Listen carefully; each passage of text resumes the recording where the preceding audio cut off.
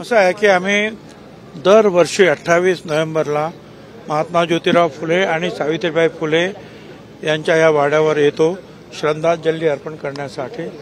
आणि यापूर्वी सुद्धा अनेकांना मग आम्ही समता पुरस्कार देतो। त्याच्यामध्ये शरद यादव आहेत, मुख्यमंत्री माजी मुख्यमंत्री बघेल आहेत, त्याच्यानंतर पवार साहेबांना दिलंय, बाबा आढाव यांना दिलं, मुनगेकर दिलेले आहेत, फादर जुबरेटो जे आहेत त्यांना दिलं, हरी नरके यांना दिलेलं आहे। असे अनेक जे आहे जे समाजासाठी चांगलं काम करतात त्यांना आम्ही हे पुरस्कार देतो। यावेळेला नागराज मंजुळे जे लेखक आहेत, प्रोड्युसर आहेत, कलाकार आहेत, ज्यांनी चांगल्या कविता लिहिलेल्या आहेत आणि समाजामध्ये असलेल्या अंधश्रद्धा अन्याय याच्या विरुद्ध बोट ठेवलेला आहे। ऑनर किलिंगवर त्यांनी जो सिनेमा काढला सैराट, तो आपण सगळ्यांनी पाहिला। ह्या सगळ्यांचे जे डोळे उघडण्याचं काम जे आहे ते आपल्या या कलाकृतीतून काव्यातून करत असतात। एक प्रकारे ते सुद्धा अतिशय महत्त्वाचंच काम आहे। जसे या सामाजिक प्रथांविरुद्ध महात्मा ज्योतिराव फुले, शाहू आंबेडकर, छत्रपतीबद्दल आपण बोलतो, भाषणं करतो, लिहितो, तसंच सिनेमाच्या माध्यमातून सुद्धा ह्या सगळ्या लोकांचं प्रबोधन करण्याचं काम नागराज मंजुळे करतात। म्हणून त्यांचा आम्ही जो आहे समता पुरस्कार देऊन सत्कार केला। नवीन सरकारमध्ये तरुणांना संधी दिली जाईल असं सांगितलं जातं। जे 50च्या पुढचे नेते आहेत त्यांना मंत्रिपद दिली जाणार नाहीत अशी एक शक्यता वर्तवली जाते आणि चर्चा देखील सुरू आहे। ठीक आहे, आपल्याला कोणी तुम्हीच सांगितलं, तुम्हीच चर्चा करा, तुम्हीच जे आहे या सगळ्या न्यूज पसरवित जा, बाकी आम्हाला तसं काही माहित नाही। कारण ओबीसी मुख्यमंत्री राज्याला मिळावा असं आहे, ओबीसी मुख्यमंत्री व्हावा यापेक्षा आमच्या ओबीसी, मागासवर्गीय, दलित, आदिवासी सर्व गरिबांचं संरक्षण करणारा मुख्यमंत्री व्हावा। मी जाणार आहे त्यांच्यावर, त्यांना भेटायला। मनोज जरांगे पण असं म्हणतात की तुमचा विजय हा ईव्हीएम मशीनमुळे झालेला। अरे ईव्हीएम मशीनमुळे जर झाला तर मला सुद्धा 1 लाख मतं पडली पाहिजेत ना, म्हणजे मताधिक्य। ते मताधिक्य माझं कमी झालं कारण हे जे आहेत बरोबर जरांगे साहेब आदल्या दिवशी सकाळी 2 पासून रात्री सकाळी 10 पासून रात्री 2 पर्यंत गावागावातून फिरले काय आणि जातीवाद पसरवण्याचं काम केलं।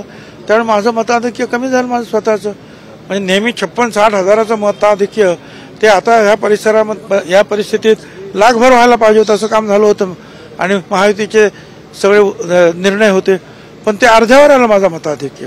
मग तिथे का नाही मग ते तुमची ईव्हीएम चालली आणि नाही चला महायुतीकडनं मुख्यमंत्री पदाचा चेहरा अजूनही ठरलेला नाहीये। मुख्यमंत्री पदाचा चेहरा देवेंद्र फडणवीस यांचा चेहरा पुढे केला जातोय। काय वाटतं, देवेंद्र फडणवीस राज्याचे मुख्यमंत्री होतील? असं आहे की भाजपचाच मुख्यमंत्री होईल आणि देवेंद्र फडणवीस यांनी जे आहे मागच्या काही वर्षांमध्ये खरं तर आम्हाला वाटलं ते मागेच मुख्यमंत्री होतील, पण शिंदे साहेब झाले। त्यांनी सांगितलं मी लांब राहतोय, दूर राहतोय, परंतु पक्षानं सांगितलं नाही तुम्ही उपमुख्यमंत्री म्हणून काम करा।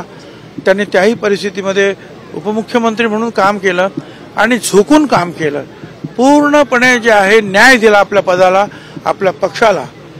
त्यामुळे एक मोठं यश बीजेपीला सुद्धा मिळाले, 132 वर आमदार मिळाले। त्यामुळे त्यांचा हा जो आहे नैसर्गिक हक्क आहे असं मला वाटतं।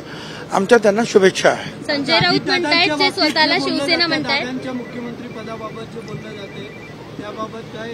नाही असं आहे, दादा जरी झाले मुख्यमंत्री तर अधिक चांगलं आहे, परंतु या वेळेला 132 ज्यांचे आमदार आहेत त्यांचाच मुख्यमंत्री होईल आणि तो मगाशी सांगितल्याप्रमाणे फडणवीस साहेब झाले तर आनंद आहे। संजय राऊत म्हणतायत मुख्यमंत्री पदावर पुढे संजय राऊत म्हणतायत आम्ही दावा केलेलाच नव्हता साहेब।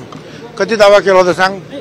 अरे त्यांनी दावा केला असेल, आम्ही कधी दावा केला? उगीच तुमच्या तोंडातली वाक्य माझ्या तोंडात टाकू नका। सगळ्यांना धन्यवाद, तुमचे प्रश्न संपलेले आहेत। ते स्वतःला शिवसेना म्हणतायत, त्यांनी त्यांच्या पक्षाचे निर्णय मोदी शांना घ्यायला दिले, त्यांनी बाळासाहेबांचं नाव घेऊ नये। आता 5 वर्ष त्यांना हेच बोलत राहायचं आहे, त्यांना दुसरं काम नाही।